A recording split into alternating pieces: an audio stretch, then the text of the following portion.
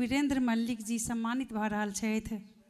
सब गोटे से आग्रह करब कि एक बेर जोरदार थोपड़ी से एहन अद्भुत पल के अहाँ सब सुरक्षित करी।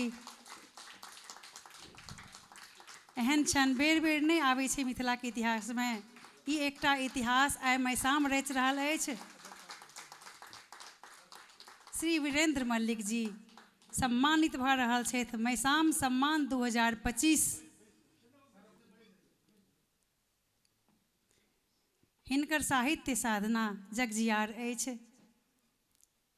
आइ महिषाम गौरवान्वित भऽ रहल अछि।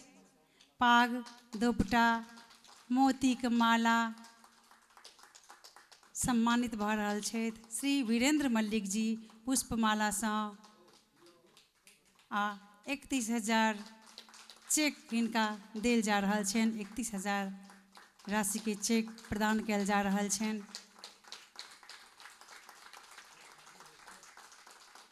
बहुत बहुत गौरवान्वित ई क्षण अछि हमरा सबके लेल।